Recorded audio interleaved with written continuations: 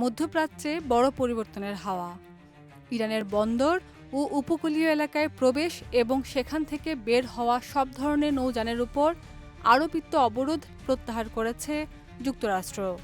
সেন্টকমের বক্তব্য অনুযায়ী, আরব উপসাগর ও ওমান উপসাগরে অবস্থিত ইরানের বন্দরগুলোতে যাওয়া কিংবা সেখান থেকে বের হওয়া জাহাজ চলাচলে মার্কিন বাহিনী আর কোনো বাধা দেবে না। এর ঠিক আগেই মার্কিন প্রেসিডেন্ট ডোনাল্ড ট্রাম্প এবং ইরানের প্রেসিডেন্ট মাসুদ পেজেশকিয়ান একটি ঐতিহাসিক ডিজিটাল সমঝোতা চুক্তিতে স্বাক্ষর করেছেন।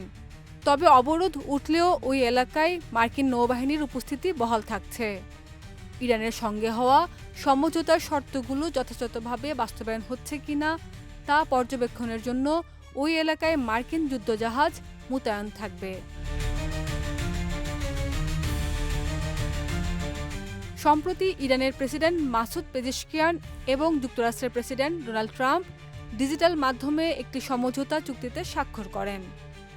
এই চুক্তির মূল বিষয়গুলোর মধ্যে রয়েছে চলমান যুদ্ধ বন্ধ হওয়া, লেবাননের পরিস্থিতি নিয়ে পারস্পরিক সহযোগিতা, গুরুত্বপূর্ণ বাণিজ্যিক রুট হরমুজ প্রণালী পুনরায় উন্মুক্ত করা এবং ইরানের উপর মার্কিন নৌ অবরোধ প্রত্যাহার। তবে এত কিছুর পরও কিন্তু মূল সমস্যার সমাধান এখনও মেলেনি। ইরানের পারমাণবিক কর্মসূচি এবং দেশটির উপর আরোপিত মূল অর্থনৈতিক নিষেধাজ্ঞাগুলো প্রত্যাহারের মতো বড় বড় ইস্যুগুলো এখনও অপরিবর্তিত রয়েছে। এগুলো সমাধানের জন্য উভয় পক্ষ আগামী ৬০ দিনের একটি বিশেষ আলোচনা প্রক্রিয়া শুরু করতে যাচ্ছে। খাদিজা নিপা, দেশ রূপান্তর।